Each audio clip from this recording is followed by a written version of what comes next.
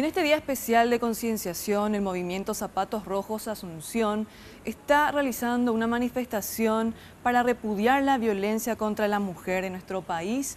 Están realizando una muestra en la explanada del Palacio de Justicia, donde se encuentra nuestra compañera Jazmín García, para contarnos de qué se trata esta iniciativa. Contigo, Jazmín, te escuchamos.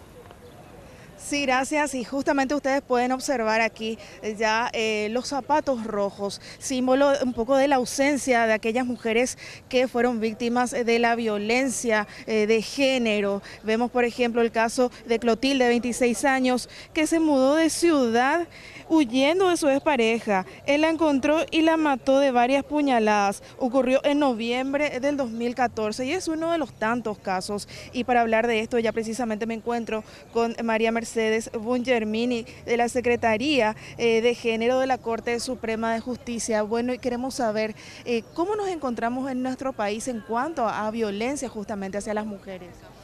En nuestro país nos encontramos inmersos o inmersas en la región. Eso quiere decir, nuestras cifras son las mismas cifras que la región. Lastimosamente, las cifras exactas ni aproximadamente no conocemos porque carecemos de un sistema de registro único que pueda integrar todas las denuncias. De modo que acá, las personas que están acá nombradas no son todas las que han muerto. Por eso usted ve que hay pares de zapatos que no tienen nombre, que no tienen historias. No quiere decir que no tengan historias reales, sino que lastimosamente no podemos rememorarlas. No están en las estadísticas. Y lo que no está en las estadísticas y no se nombra, no existe.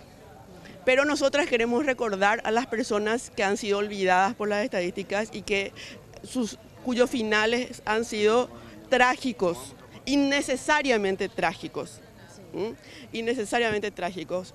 Vuelvo a repetir, el gran problema para afrontar este flagelo es la falta de herramientas suficientes. No tenemos una ley integral contra la violencia hacia las mujeres. Esa ley sigue esperando su sanción del parte del Parlamento y sin una, como dice la ley, un aborde sistemático del problema, todo lo que se va a hacer parcial, o sea, va a ser un parche.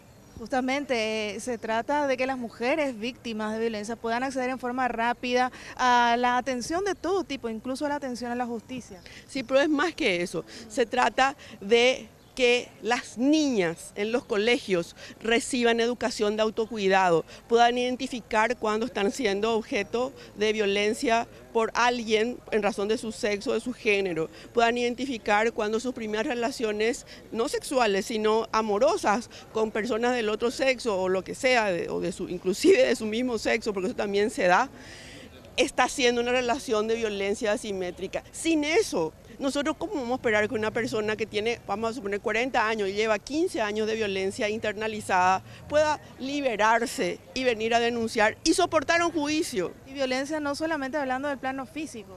No, por supuesto. Miren, es lo que yo acabo de decirle a los otros medios de prensa. Esto que ustedes ven acá es el final de un delito que empieza mucho antes. Esto es solamente la culminación de algo. Pero es por eso que queremos nosotros tipificar el feminicidio, para que esto se pueda ver, se pueda nombrar, se pueda prevenir, se pueda sancionar y se pueda eliminar. Bueno, muchísimas gracias, María Mercedes. Ella ya tiene otras actividades también, por eso la liberamos, pero nosotros también queríamos presentar lo que mencionó al respecto el ministro Sindulfo Blanco. Él aseguraba que si bien no existen datos certeros en cuanto a cifra, los juzgados de paz están repletos de casos de violencia de género. Ve así que los jueces de paz ya no abastecen de tantos casos que tienen que atender cuando se trata de la violencia contra la mujer. Por lo tanto, quedan postergados los otros, que se refieren a los litigios cotidianos. Y ni qué decir, las organizaciones sociales y gremiales también empeñadas en lograr que esto disminuya por lo menos en nuestra cultura y nuestra incultura social, digamos. Y en cuanto a los datos que sí se encuentran registrados, solo en el 2014 se produjeron 26 muertes violentas de mujeres y en lo que va desde 2015 hasta el mes de octubre ya se registraron 19 casos de mujeres fallecidas a consecuencia de violencia de género, compañeros.